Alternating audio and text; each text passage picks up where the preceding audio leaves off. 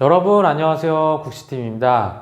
제가 최근에 3월달부터 4월달까지 자코리아랑 사람인의 이력서를 거의 한 80곳? 90곳 정도를 넣은 것 같아요. 90곳 정도를 넣었는데 그 중에서 연락 온 곳이 한 7곳에서 8곳 정도 되는 것 같습니다. 그래서 여러분들께 좀 면접 후기에 대해서 설명해 드리려고 이렇게 영상을 켰습니다. 일단 면접 후기를 말씀드리기 전에 제 스펙부터 알려드리겠습니다. 저는 일단 나이는 30살이고요. 4년 동안 수험 생활을 해서 회사 경험은 없습니다. 그렇기 때문에 이 영상은 사회초년생분들이나 처음으로 회사를 지원하시는 분들께 그나마 도움이 될 거라고 생각합니다. 그럼 한번 시작해 보겠습니다. 네, 제가 면접을 처음으로 본 회사는 띵띵 컴퍼니라는 회사입니다. 일단 집에서 1시간 15분이나 걸리더라고요. 그래도 처음으로 면접 기회가 잡혀서 그런 거 생각 안 하고 갔습니다. 가는 동안 거리가 너무 멀었는데 이 정도 거리라도 붙으면 무조건 가야겠다는 생각이 들더라고요. 그렇게 이제 처음으로 회사를 갔는데 회사가 좀 시원치 않더라고요. 왜냐면은 제가 분명히 지원한 곳은 컴퍼니인데 막상 가보니 상호명이 다르더라고요. 그리고 딱 회사에 들어갔는데 5인 미만 사업장이라고 돼 있는데 실제로는 5인 미만 사업장도 아니더라고요. 아니고 또 회사에서 면접을 보는 사람들이 저에 대한 관심이 별로 없는 것 같더라고요. 사실 대표님과 저랑 면접을 보기로 했는데 대표님은 보이지도 않고 그냥 직원분께서 저를 면접을 보시더라고요. 면접을 보시는데 좀 제가 많이 놀랐습니다. 면접을 보시는 분들이 제 이력서를 정확하게 읽지 않으신 것 같더라고요. 그래서 좀, 원래 이렇게 면접을 보는 건가, 이런 생각이 들었습니다. 사실 집에서 나름대로 좀 준비를 했었어요. 좀 유튜브 채널도 보고, 단골 질문도 많이 찾아보고 그랬었는데, 생각외로 그런 거를 잘 안 물어보시더라고요. 그래서 일단은 나왔었는데, 면접을 보면서 이렇게 말씀하시더라고요. 만약에 채용되면 첫 달은 3.3%로 세금을 떼고 프리랜서로 등록돼 있고 그 다음에 3개월 동안은 인턴 생활을 할 것이다. 이런 식으로 얘기를 하더라고요. 네. 그렇게 됐고 이제 사실 저도 면접을 처음으로 보고 나서 드는 생각이 이 회사는 별로 그렇게 가고 싶진 않다. 이런 생각이 조금 들긴 하더라고요. 뭔가 좀 많이 체계가 안 잡혀 있는 그런 느낌이 강했어요. 물론 제가 사실 그런 거를 따질 수준의 위치에 있는 사람은 아닌 것 같긴 해요. 회사에서 불러주면 당장 달려가서 일해야 되는 그 정도의 수준인 것 같긴 한데, 처음 면접을 본 것 치고는 좀 제가 생각한 거와는 많이 달랐던 것 같습니다. 이렇게 첫 번째 면접이 끝났고요. 두 번째 면접도 약간은 좀 실망을 했었어요. 두 번째 면접은 제가 영상 편집 업무 쪽으로 취업을 하려다 보니까 성형외과나 병원 이런 쪽에서 많이 연락이 오더라고요. 제가 말씀을 안 드렸는데 영상 편집 쪽을 준비하시는 분들이라면 제 영상을 보시면 조금이나마 도움이 될 것 같아요. 특히나 2달 과정에서 3달 과정에 영상 편집 학원을 다니신 분들한테는 많이 도움이 될 것 같아요. 두 번째 면접한 곳은 강남에 있는 성형외과인데요. 일단 병원에서 제 포트폴리오를 먼저 받고 여러 가지를 설명을 해주시더라고요. 병원의 시스템이나 이런 것들에 관해서. 단순히 저에게 영상 편집만을 요구하는 것 같지는 않았습니다. 마케팅이나 바이럴 이쪽도 같이 하면서 하는 걸 원했던 것 같아요. 근데 제가 어이없었던 거는 제가 면접관님께 하나 물어봤었어요. 제가 만약에 채용이 되면 프로그램을 어떤 것을 더 많이 써야 되는지 궁금하다고 물어봤는데, 그래서 프리미어 프로랑 애프터 이펙트 중에 어떤 프로그램을 더 많이 쓰냐고 여쭤봤습니다. 근데 면접관께서 하시는 말씀이 뭐냐면은 프리미어 프로랑 애프터 이펙트가 뭐예요?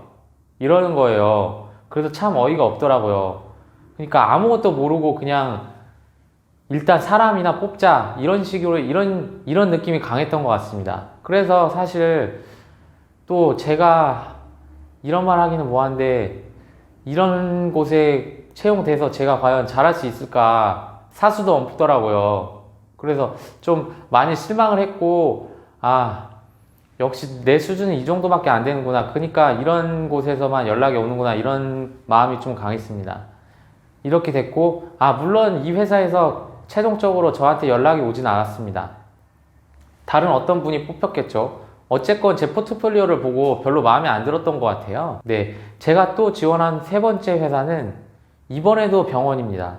이번에는 사실 원장님께서 제 유튜브 채널도 보셨더라고요. 그래서 사실 실력적인 면에서는 저를 별로 탐탁지 않아 하는 것 같은데 제 유튜브 채널이나 이런 것들을 보고 마음에 드셨는지 저를 채용을 한다고 하시더라고요. 사실 여기에서도 포토샵이나 일러스트를 활용한 블로그 디자인이나 홈페이지 관리, 채널 관리 이런 것들도 요구하시더라고요.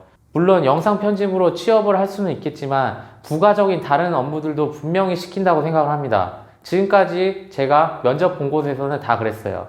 특히나 포토샵이나 일러스트 같은 경우도 조금 잘해두면 많이 도움이 될 거라고 생각을 해요. 단순하게 영상 편집만 시키는 회사는 별로 없는 것 같습니다. 어쨌든 이 회사에서는 저를 채용하기로 하셨습니다.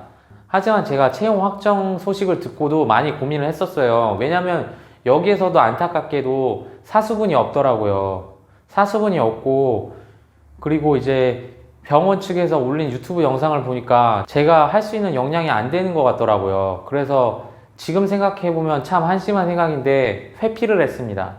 그래서 이쪽 회사는 들어가지 않았고요. 근데 시간이 흘러 2, 3주 후에 계속 취업 활동을 하다 보니까 참 잘못된 생각을 한 것 같더라고요. 그냥 이 회사에 들어가서 부딪혀보면서 열심히 할 걸, 이런 생각이 들었습니다. 이런 생각이 참 드는데 씁쓸하네요. 그냥 그 회사 갈 걸 그랬나? 목이 마르네요. 야, 상섭아. 내가 그 회사 가는 게 나을 것 같으냐? 아니면 그냥 안 가는 게 나을 것 같아?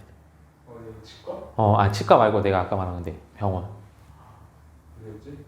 병원? 처음 붙었던데? 거기. 가는 게 나을 것 같아? 그렇지 않았을까? 그래야지. 나 요즘 며칠 나서. 근데 원래 실전 경험이 있어야 나중에 또 뭐가 있으니까. 그러지 않을까? 네, 역시 회사 생활한 친구는 그렇게 얘기를 하네요. 그냥 부딪혀보는 게 낫다고. 근데 저는 피했던 것 같습니다. 참 후회가 되네요. 네, 다음으로 간 회사는 좀 많이 특이했습니다. 일단 회사에 딱 들어갔는데 여기도 좀 많이 부산스럽더라고요. 체계가 안 잡혀 있는 것 같더라고요. 그리고 지금 회사 이전을 준비한다고 하는데 회사 관계자 말고 다른 분들도 많이 계시더라고요. 그래서 왜 그런지는 모르겠는데 그랬고요. 여기서 또 저와 면접 보시는 분이 저에 대해서 별로 깊게 생각을 안 하신 것 같더라고요. 이력서를 그냥 당일날 보신 것 같더라고요. 그리고 저에 대해 궁금한 점들을 별로 안 물어보시고 그냥 회사 소개를 많이 하시더라고요. 근데 제가 궁금한 게 도대체 이 회사가 무슨 일을 하는지를 감이 안 오더라고요. 그래서 여러 가지를 물어봤는데 다양한 걸 한다고 하더라고요. 뭐 공유 오피스도 하고, 그리고 마케팅도 하고, 영상 편집도 한다고 하시더라고요. 그래서 기분이 좀 쎄했는데 집에 가서 좀 친구들한테 많이 물어봤습니다. 이 회사가 어떤지. 그러니까 자코리아를 좀 찾아보고 그러니까 회사 규모도 안 나오고 홈페이지도 잘 안 찾아지더라고요. 그래서 구글링을 좀 해봤는데 보니까 선교 활동을 한다고 하더라고요. 그래서 저랑 친한 친구가 이거 혹시 사이비 아니냐고 이런 식으로 많이 의심을 하더라고요. 제가 좀 찾아본 결과 약간 사이비 단체 느낌 나는 그런 회사인 것 같더라고요. 그래서 이 회사는 가지는 않았습니다. 1차 면접에는 합격을 한 것 같아요. 그래서 2차 면접 때 연락이 왔었는데 제가 가지는 않았습니다. 그러니까 여러분들도 좀 많이 지원하는 건 좋다고 생각해요. 사실 저도 좀 취업을 빨리 하고 싶은 마음에 그냥 자코리아에서 막 지원을 했어요. 제대로 살펴보지도 않고. 그러니까 딱 연락이 오면 그때서야 회사의 규모라든지 정보들을 봤었어요. 그래서 여러분들도 회사에서 나를 많이 살펴보는 만큼 나도 회사에 대해서 관심을 가지고 면접 가기 전에 많이 확인을 해봐야 될 것 같아요. 그래야 시간 낭비를 안 할 것 같습니다. 그리고 최근에 취업 사기 등도 많이 있다고 하네요. 그런 거 안 당하시려면 좀 많이 알아보시고 미리 취업하신 분들에게 여쭤보는 것도 충분히 도움이 된다고 생각합니다. 네, 그리고 다음 회사는요. 일단 이거 커피 한 잔 마시고 얘기하겠습니다. 다음 회사도 좀 많이 충격을 먹은 회사였는데, 네, 이 회사도 영상 편집이랑 더불어서 마케팅, 홈페이지 관리 등등을 수행하는 그런 업무였는데요. 일단 이 회사는 좀 좀 제가 이런 말씀 드리기 뭐한데 좀 현타가 왔습니다.